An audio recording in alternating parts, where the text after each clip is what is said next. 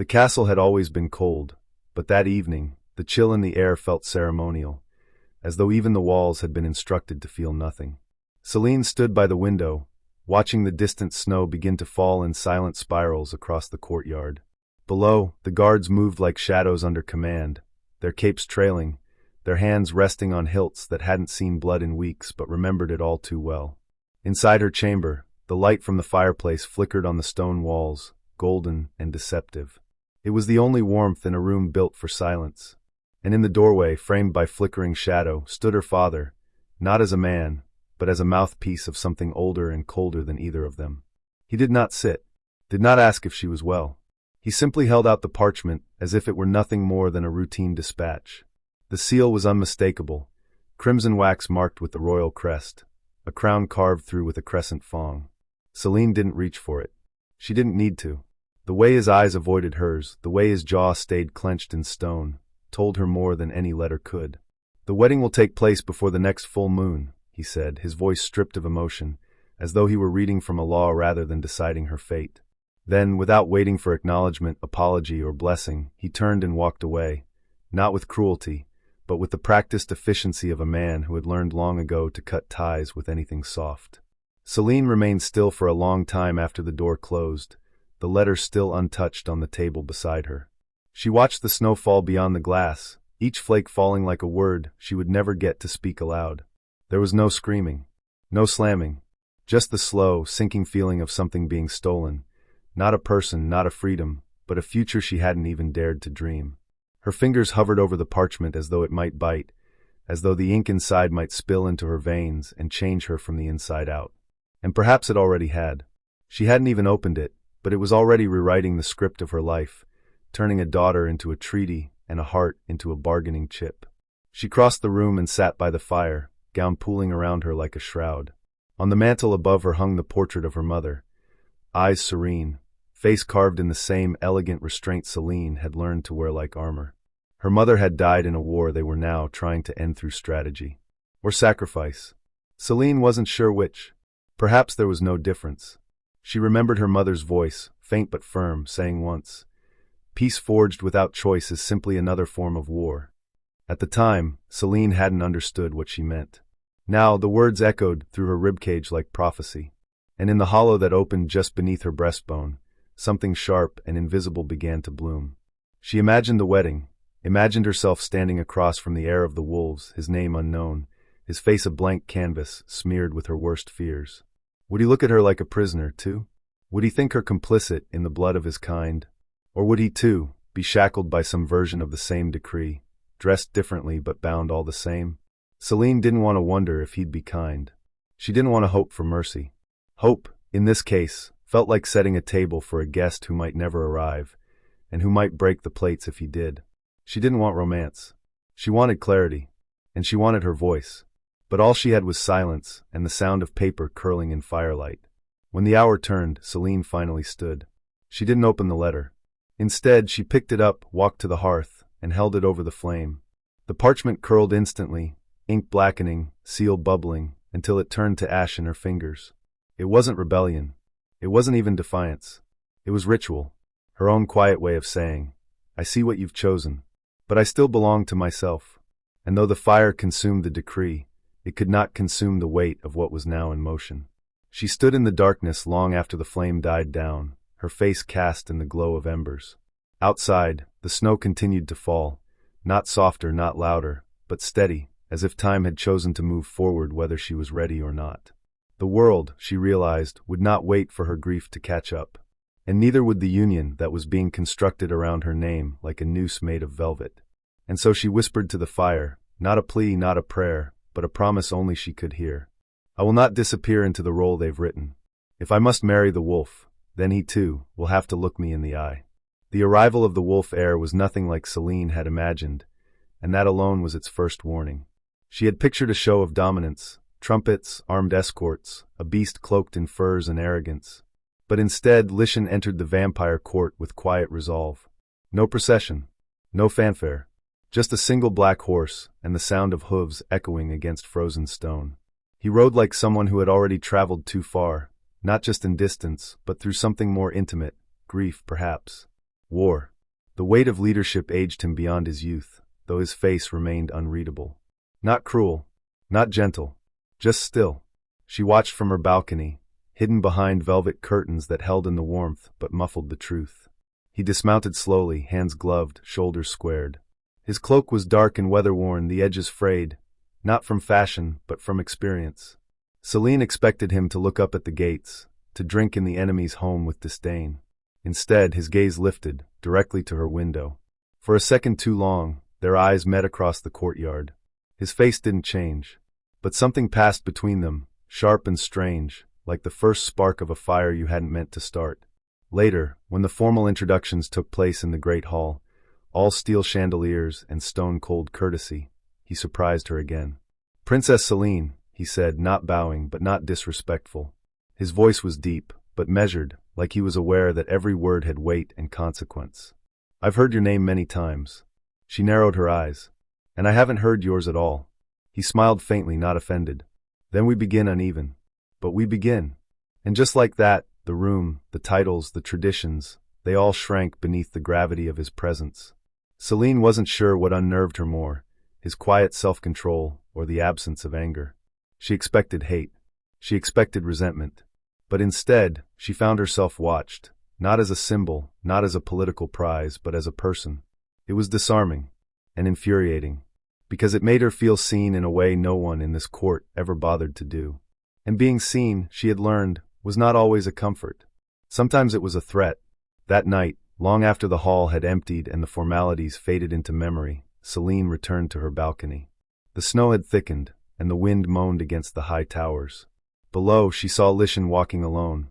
No guards, no companion, just him and the night. He paused briefly, looked again in the direction of her window, and kept walking. She didn't know what unsettled her more, that he kept returning his gaze to where she stood, or that part of her wished he would come closer. And somewhere inside her, a quiet whisper bloomed.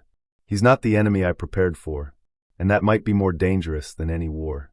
The gown arrived at dawn, draped across a mannequin like a ghost waiting to be worn. It shimmered with fine silver thread, embroidered with tiny blood-red stones along the bodice, as if it had been stitched with the memory of war. For maids flitted around Selene like moths, their chatter saccharine and hollow, compliments without warmth, admiration without meaning. "You look like a goddess," one said. "Like royalty reborn," added another. But Selene could feel the fabric tightening around her ribs like the embrace of something that didn't want to let go. She stood still as they fastened the last clasps, watching herself in the mirror with growing unease. What she saw was not a bride, nor a princess, not a woman standing on the threshold of alliance. What she saw was a girl dressed for slaughter, an offering wrapped in silk and silver, smiling so the blade would feel more justified when it came.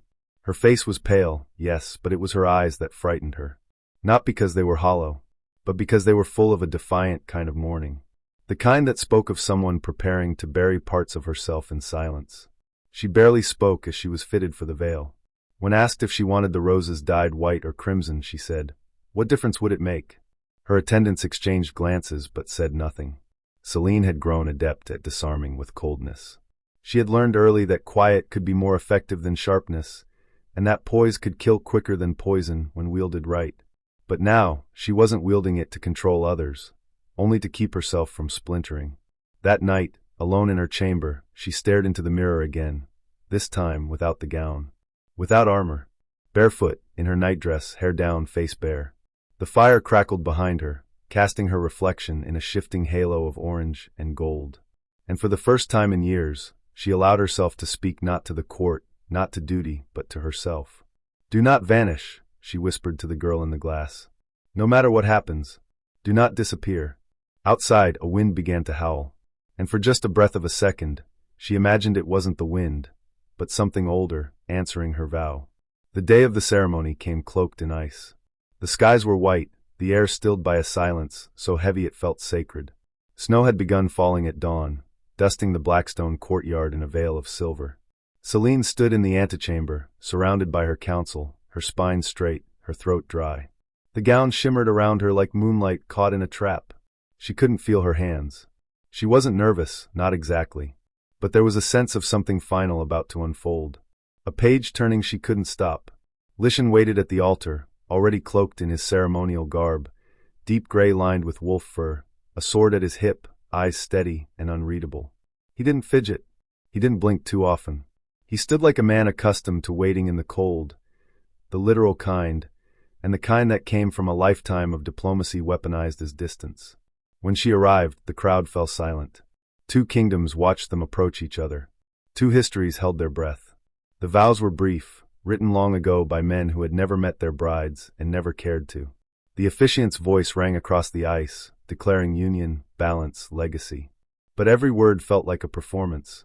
Selene heard none of it, only the heartbeat in her ears and the quiet gravity between her and the man before her. When it came time to join hands, they did not. The script did not call for it. Their fingers remained at their sides, stiff and still. But their eyes met. For a moment, everything fell away, the ceremony, the war, the audience. And what she saw in Lycian's gaze wasn't threat, or victory, or bitterness. It was something deeper. Weariness, awareness, and perhaps recognition. When the officiant declared them bound, the wind swept through the arch like an exhale. The snow thickened. No cheers rose. No petals were thrown. It was not that kind of wedding. And as they turned to leave, walking side by side down the long stone aisle, Selene thought, "We've been married not to each other, but to expectation." And yet, something in him refused to look away. The wedding chamber was beautiful in the way a tomb can be, ornate, heavy, hushed. Gold and garnet drapery framed tall windows that overlooked the snowy mountains. A fire crackled in the hearth, but the warmth it offered did not reach the space between them. Selene entered first, her fingers trembling beneath the weight of her gown. Lycian followed without comment, closing the door behind him with a sound softer than she expected. Silence bloomed like smoke. Neither reached for the other. There was no expectation of affection, nor feigned romance. They were strangers, dressed as allies, carrying the scars of ancient grudges stitched into their very breath. Selene crossed to the dressing screen, disappearing behind it. The pins in her hair took longer to remove than they should have. She stared at the dark fabric of her shift, wondering if she should care what he thought of her. She decided not to.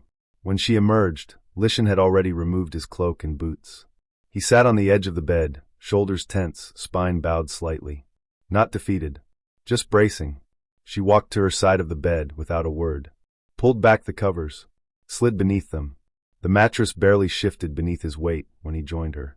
They lay still, backs turned, inches apart. But those inches felt endless. Minutes passed, maybe hours. Her eyes refused to close. Every sound, the crackle of the fire, the wind outside, the quiet rhythm of his breathing, was amplified. She wondered if he was asleep. She wondered what his life had been before this. She wondered what he had lost. And then, without warning, he whispered a name. A single syllable. Not hers, but full of memory. Selene didn't move. Didn't ask.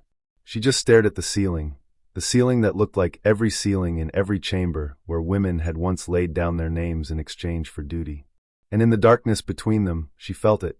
We are both mourning ghosts we do not yet understand. And perhaps that's why neither of us dared to reach across the distance. Dawn painted the edges of the chamber in soft amber, but the warmth did not reach Selene's skin. She stirred first, her body aching from a night spent half conscious, half bracing for a voice that never came. When she turned her head, slowly, cautiously, she saw him lying with his back exposed. The sheet had slipped, revealing a line carved into his flesh that stole her breath. It wasn't a scar. It was a memory written into his skin, jagged, brutal, too deliberate to be the result of war alone. No wound speaks with that kind of shape unless it was meant to deliver a message. She sat up slowly, drawn to it without meaning to be. Who did that to you? The question wasn't planned. It simply escaped, gentle but cutting. Lycian didn't move at first. Then, with the same measured stillness he used for everything, he replied, "Someone I once called brother." His voice was low, not fragile, but there was something under the surface. Not shame, not anger. A kind of tiredness that no sleep would ever heal. She didn't ask more. She didn't need to. Instead, she sat beside him in the silence, letting it stretch between them like a second blanket. Her eyes drifted over the scar again, and for the first time, she wondered what the world expected of a man who bore something like that and still stood tall before kings. Scars had always been part of the wolf legend. But this one spoke of betrayal. Later, at breakfast, he offered her the end of a pear, sliced carefully. A small gesture, wordless, but it lingered in the air between them like something larger, a sign that though he might be stitched with silence and pain, he wasn't closed off. She declined the fruit, not out of offense, but out of caution. Still, she watched him take a bite, eyes down, jaw set, as if chewing through memory. That day they said little. But something had shifted. Not trust, not yet, but a mutual recognition. Two people with wounds that weren't meant to be hidden forever. And when he passed her in the hallway that evening, he gave her a glance, brief, quiet, but no longer indifferent. And she wondered, not for the first time, what kind of pain teaches someone to carry their scars without apology, and what would it take to earn the story behind them? The silence of the castle shattered mid-morning with a shriek of joy and the thundering sound of boots on marble. "Brother!" The voice was young, female, and utterly unafraid of protocol. Selene turned toward the noise just as a girl hurled herself into Lycian's arms, nearly knocking him off balance. She had wild amber eyes, curly hair that refused to be tamed, and the kind of fearless presence that refused to shrink even in a vampire court. This was Erin, the Wolf Prince's younger sister.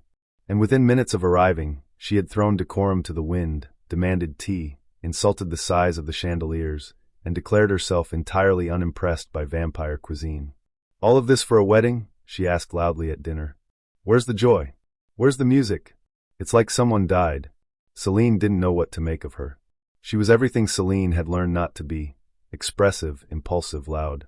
But as the days passed, she found herself drawn to Erin's laughter, to the warmth she injected into rooms that had only known cold for so long. Most of all, she noticed what Lycian became around her, lighter, if only by degrees. And that was a revelation all on its own. For the first time, Selene wondered, if even a man as guarded as Lycian can laugh, who was he before duty carved him into a weapon? The full moon arrived cloaked in clouds, but even veiled, its power pulsed through the castle. The tension in Lycian's posture had been building for days. His movements grew slower, heavier, as if resisting a tide within him. And when night fell, he didn't explain. He simply walked toward the west wing and said, "Do not follow." But Selene did. Not into the room, but to the door. From the outside, she heard nothing at first. Just her own heartbeat. Then, the sound of bones breaking. Low guttural growls. Not rage, but pain. Controlled. Contained. It was the sound of someone surrendering to a part of themselves they did not choose. She sat by the door the entire night, eyes open, heart heavy. She wasn't sure why she stayed. Only that leaving felt like betrayal, and staying felt like a truth neither of them had yet spoken. When the sun finally touched the floor, the door creaked open. Lycian stood there, bare-chested, sweat-soaked, human once more. His eyes found her immediately. "You waited," he said, voice ragged. She stood. "I did." And neither said anything more. But as he walked away, slower than usual, she thought, maybe the monster isn't the wolf inside him, but the loneliness he believes he must bear alone. She found him in the library one morning, reading a book with a cracked spine and notes in the margins. She didn't speak, just set a cup of tea beside him and sat across the table. He raised an eyebrow, surprised, perhaps. Not that she joined him, but that she brought something meant for comfort, not ceremony. They drank in silence. Not the awkward kind, but the kind built from people learning how to exist near one another without performing. Eventually, conversation stirred, slowly, like leaves disturbed by the wind. He asked about her mother's favorite flower. She asked about the forest he used to train in. The answers were simple. But the questions? The questions were a beginning. "I don't know how to want peace," she admitted at one point. "I've only ever been taught how to survive." Lycian nodded, setting his cup down. "Then perhaps we learn together." That sentence hung in the air like something sacred. And as she looked at him, not as a wolf, not as a prince, but as a man trying, she wondered, what would it mean to stop surviving, and simply begin? The first strike didn't come with a blade, but with a smile. Lord Vale, old and venom-tongued, sat across the banquet table and spoke to Selene like a doting uncle. "You've grown lovely," he said, loud enough for the whole room to hear. "A shame your beauty must be wasted on wild blood." The court laughed. Softly, politely, as if cruelty wrapped in elegance were tradition. Selene stiffened. She knew how to play this game. She could have smiled back, could have replied with sweetness sharpened by centuries. But before she could speak, Lycian did. "Funny," he said calmly, "how the past clings to cowards. Some of us are busy building something new." The silence that followed was thick. Absolute. Even the musicians paused. Vale said nothing after that. That night, as they walked back to their chambers, Selene finally asked, "Why did you speak for me?" Lycian didn't stop walking. Because you shouldn't have to bleed in every room just to prove you belong. And in the quiet that followed, she felt it. He doesn't see me as something to protect, but someone worth standing beside. It was a whisper beneath her pillow. A note, no larger than her palm, folded with precision. The ink was crimson. The message short. You are on the wrong side of history. No name. No seal. But the weight of it sank through her bones. She didn't scream. Didn't call guards. She walked straight to Lycian, held it out, and waited. He read it once. Then again. His jaw tensed. This is vampire ink, he said. From within these walls. She nodded. My side. The implication lay between them like a drawn blade. Lycian didn't raise his voice. Didn't posture. He walked to the hearth and burned the note, watching the flame consume the threat. We will find who sent it, he said. But Selene heard the unsaid truth behind his words. They are already here. That night, she sat awake, fingers tracing the memory of the message. Not afraid. Just cold. And she thought, peace, it seems, has more enemies in silence than in war. The hidden door wasn't meant to open. And yet, when Selene pressed her hand against the stone, something clicked. Beyond lay a garden blooming against logic, roses in full color despite the snow, vines alive in a world gone gray. She stepped into it as if into a dream. The air was warm, earthy, the scent of soil and petals twisted with something older, memory perhaps. Lycian found her there. He didn't ask how she'd found it. My brother planted it, he said, before he died in a council chamber, trying to speak peace into existence. She turned toward him. Then it's a grave? He shook his head. It's a beginning. He wanted to prove something could grow where only grief had lived. They sat in silence. And in the blooming hush, Selene touched a single rose, not red, not white, but gold-tipped. And she whispered to herself, let something grow in me too. In the tunnels beneath the garden, they found history carved in stone. Forgotten chambers. Faded sigils. And at the center a circle, two halves intertwined, one of night, one of dawn. The balance. Not a myth. Not anymore. This was before the wars, Lycian said. Before the split. Selene ran her fingers along the markings. We were one. And suddenly she understood. The fight wasn't for dominance. It never had been. It was for memory. For ownership of pain. She turned to him. If the truth was buried down here, what else have they hidden from us? He didn't answer. Just reached out and placed her hand over his. And together, in the quiet underworld, they began to unearth something much older than politics. Burnt bread. Bitter tea. Aaron cursing loudly in the royal kitchen. Selene laughed so hard she nearly dropped the plate. Lycian, leaning against the counter, shook his head with a smile so small, it might have gone unnoticed, if she hadn't been watching for it. They ate on mismatched plates. Crumbs on the table. Tea too strong. It was the first time Selene felt her stomach ache from joy and not tension. Aaron teased Lycian about crying when he fell off a horse as a boy. Selene joined in. The air was warm. Not from fire, but from freedom. And for a moment, she forgot everything outside the door. The assassin came at midnight. Fast. Silent. Selene woke by instinct, barely rolling away in time. The blade missed her by inches. She screamed, not in fear but in fury. Within seconds, Lycian burst in. The fight was short. Brutal. When it ended, the attacker lay dead. A coin slipped from his pocket, a wolf sigil. Lycian picked it up. Stared at it like it had betrayed him personally. This is from my clan. His voice was hollow. Selene stepped closer. Then they're turning on you too. And in that moment, they both understood. This was no longer about diplomacy. This was survival, together or not at all. They followed the coin's trail through whispers and narrowed eyes, through guards who swore loyalty too quickly and servants who looked away too fast. It led them outside the castle walls, to a place long forgotten by both courts, the ruined stables half swallowed by frost and moss. Lycian walked ahead, not speaking. Selene followed, feeling each step pull them closer to something that had no intention of being merciful. Inside, it smelled of rust and old hay. A figure emerged from the dark, tall, scarred, wrapped in furs too worn for court. Fun. The name came unbidden to Selene's lips. His presence made something tighten in her chest. There was no recognition in his eyes when he looked at her, only calculation. But when his gaze shifted to Lycian, something cracked. Not hatred, not regret, something closer to grief, buried under fury. You forget who you were, Fun said coldly.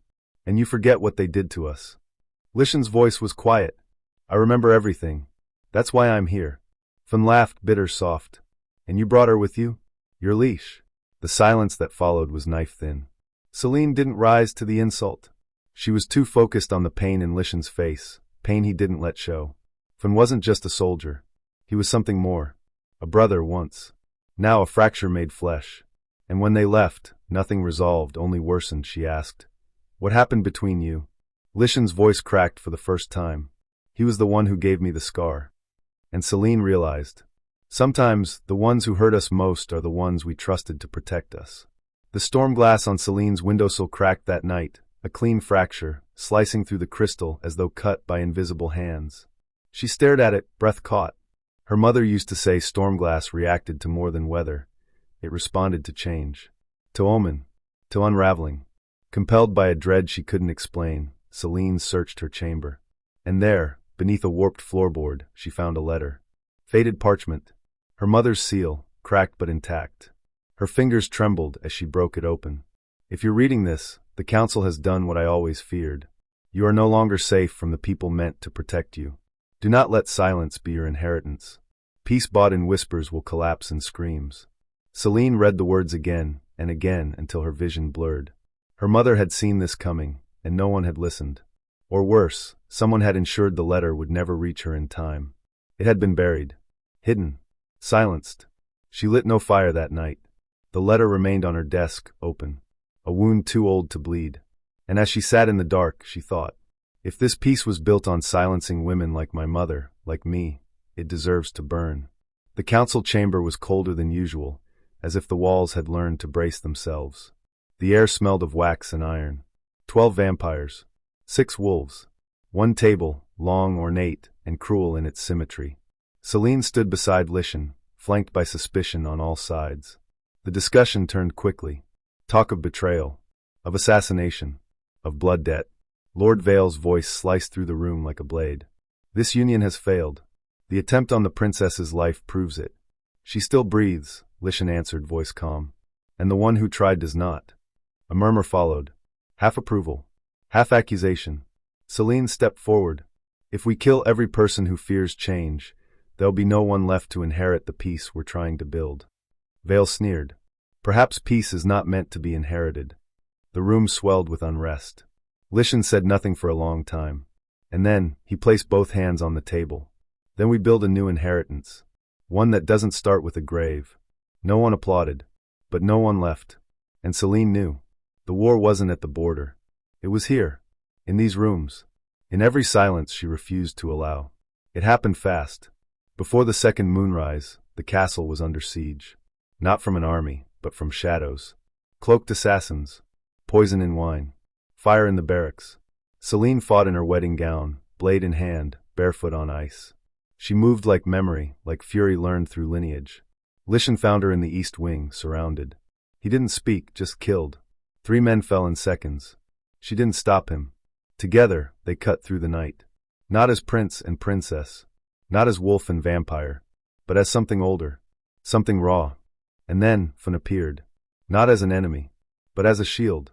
He took a blade meant for Selene, dropped to one knee, and vanished into smoke. Later, they stood in the ruined garden. Roses blackened. Walls cracked. Snow falling over ash. She didn't speak. Neither did he. But when she reached for his hand, he didn't pull away. And in that shared quiet, she understood. Sometimes the only way to prove peace is to bleed for it. The garden was still. Not dead, just resting. Like lungs waiting to exhale. Selene sat on the old stone bench, dress torn, knees scraped. Beside her, Lycian sat in silence, cloak draped over his shoulders, hair damp from melted snow. They didn't speak of what had happened. Not yet. They spoke of the garden. Of her mother's letter. Of the moment she realized she didn't hate standing beside him anymore. I thought I would feel caged, she whispered. Married to someone I didn't choose. Lycian turned to her. And now? She looked at him, really looked. Now I'm not sure I ever chose anything until now. He didn't reply. Just took her hand and kissed the back of it. Not as a prince, but as a man trying to tell her something he didn't know how to say aloud. And in that gesture, she heard it clearly. You're not alone. Not anymore. Ash still clung to the stone arches like old breath that hadn't yet exhaled. Even after the fires had died, the smoke lingered, not from the walls, but from the people. from their eyes, their voices, their choices. The great hall, once pristine and ceremonial, was now cracked open like a ribcage after battle, and yet Selene stood in it barefoot, unafraid. The hem of her dress was scorched, her hands rough from helping carry the wounded, but she felt more alive than she had in years. No crown weighed on her brow. No eyes judged her. It was just her and the bones of a future she hadn't asked for, but now refused to walk away from. Lycian entered quietly, his boots leaving faint prints in the soot. He looked older in the light of the broken stained glass, the way one does after surviving something they weren't certain they'd escape. His shirt was unbuttoned at the throat, revealing the edge of a scar she hadn't seen before, high on his chest, nearly over his heart. Their eyes met across the wreckage, and everything stilled. The sound of distant hammering from the rebuild, the echo of murmured prayers in the chapel, all of it faded. "I should go," he said, voice barely above the wind threading through the gaps in the glass. Selene didn't answer right away. She stepped over a fallen pillar and stood close enough to see the wear in his shoulders. "Then why haven't you?" He looked down, and when he raised his eyes again, there was no armor left in them. "Because every time I think of leaving, I remember what it felt like to fight with you. Not beside you, with you. That was all. No romance. No declaration. Just the truth laid down like a sword between them, not for defense, but as offering." She reached for his hand, fingers slow, uncertain, until they touched. And then the stillness between them shifted, not into urgency, but into something softer. Something like surrender. They didn't kiss. They didn't embrace. But Selene looked at him and said, "Then stay. Not for them. Not for the peace. Just for me." And when he nodded, a curl of smoke drifted through the broken window, caught in a sunbeam like a benediction. Because that was the thing no one tells you about love born in ruins. It doesn't ask for grandeur. It only asks for one more step forward. The parchment was old. Not by years, but by what it held. Selene sat at the desk by the window, ink staining her fingers, the nib of the quill trembling slightly with each breath she tried to even out. The words came slowly. Not because she didn't know what to say, but because she knew too well. These weren't letters for diplomacy, or to inspire. These were confessions disguised as memories. The first letter was to her mother. She didn't try to sound noble. She wrote as a daughter, cracked and tired, who had finally understood the cost of silence. "I kept waiting to become you," she wrote. "But I see now, you didn't want me to inherit your stillness. You wanted me to inherit your strength. I just didn't know how to tell the difference until I stopped being afraid of my voice." The second letter she wrote was to herself, the girl she had been on the night of the wedding.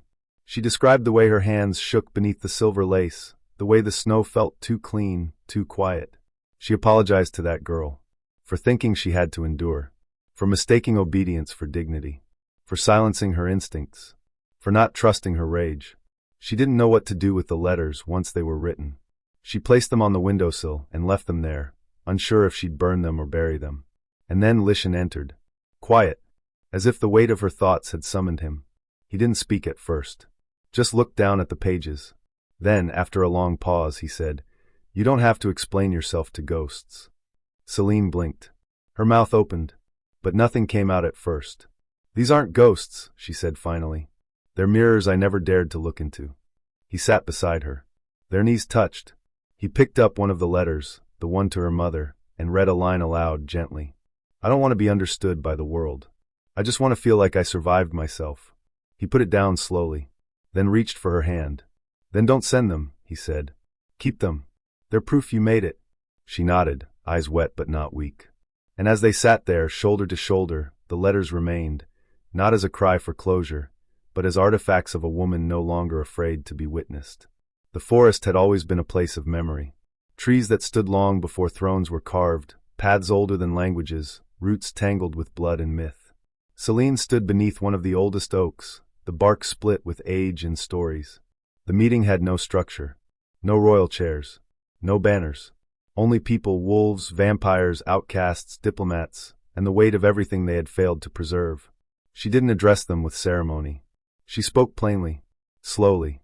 Her voice wasn't loud, but it carried. "We don't need another crown. We don't need another war. What we need is something we have never tried before, truth, spoken together, without armor." Lycian stood beside her. He added no flourish, no threat. "We have built our histories around the people we've lost. But no one taught us how to build futures around the ones who still live." The crowd shifted, unease. Skepticism. One vampire asked, "Why should we believe you now?" Selene didn't flinch. "You shouldn't. Not yet. But I'm not asking for belief. I'm asking for one season. One cycle. To show you what coexistence looks like. That silence after was the kind you only hear when an old door, untouched for generations, is finally unlocked. Not opened. Just ready. And the wind that moved through the trees felt, for the first time, like a held breath released. At sunset, they gathered not in the castle, but on the open hills that watched the sky in all directions. Wolves sat in loose circles. Vampires stood apart, observing. There was no speech, no agenda. Only waiting. And then the first howl.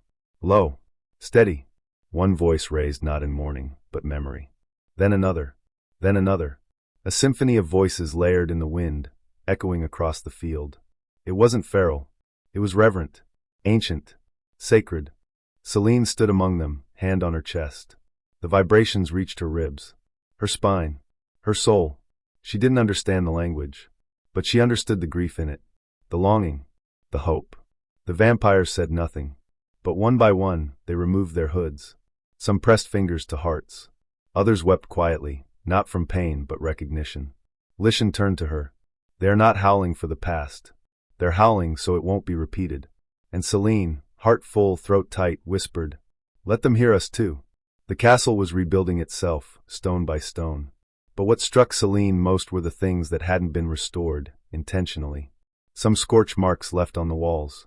The melted edge of a chandelier. A broken sword embedded in the floor of the courtyard. Reminders. Wounds allowed to scar. Children ran through the halls now, some vampire, some wolf-born, others from lineages unknown. Erin, ever chaotic, had somehow become their queen of laughter.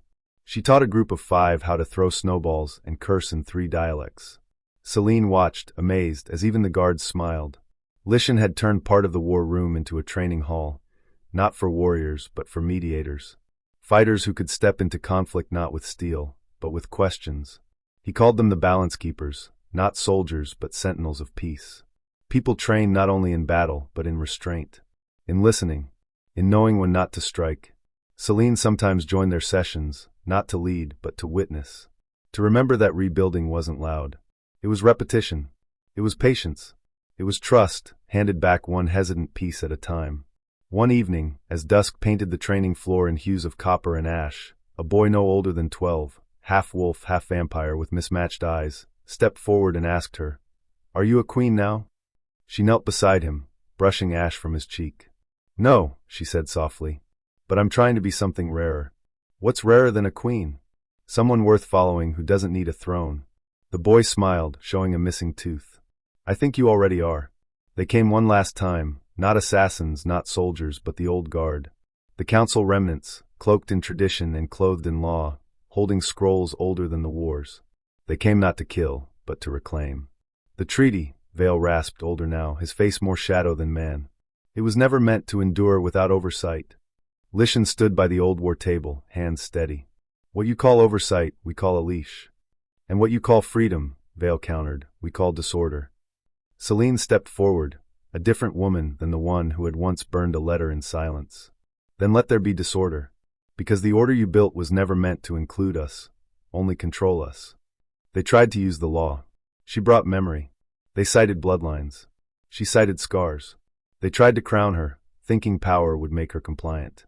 She placed the crown on the table and said, "If peace demands I sit on a throne made from bones," then it was never peace. It was conquest in velvet. When the old guard left, they did so without victory, without war, just with the realization that the world had already moved on without them. The months that followed weren't peaceful, but they were real. Disputes still flared. Hunger still came. Old hate still flinched in corners. But now people came to the table not with ultimatums, but stories. They told truths, raw, ugly, unfinished. And for the first time in generations, the truths were heard. Selene and Lycian didn't wear crowns, didn't call themselves rulers. They were something quieter, something older. Keepers. Of balance. Of memory. Of each other. They walked the halls not to patrol, but to be present. They learned names. Carried bread. Sat with the grieving. Danced once at a wedding in the hills, beneath stars that didn't care who bled centuries before. only who chose joy now. One night, in the garden that had once been a grave and was now reborn in soft blossoms and stubborn roots, Selene stood alone beneath the golden rose. A voice behind her. "Do you regret it?" She turned. Lycian, cloaked not in fur or armor, but a wool coat worn soft with time.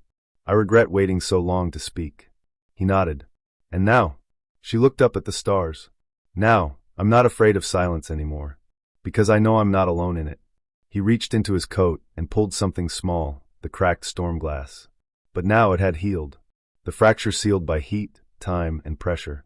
They say storm glass never mends. Selene took it gently, watched the moonlight shimmer through its surface. "Then maybe we're not storm glass," she said. "Maybe we're the hands that reshape it." The castle bells rang softly, not in alarm, but in rhythm. A ceremony, but not of crowns. A gathering, not of rulers, but of voices. A new treaty, not between vampires and wolves, but between people who chose not to inherit hatred.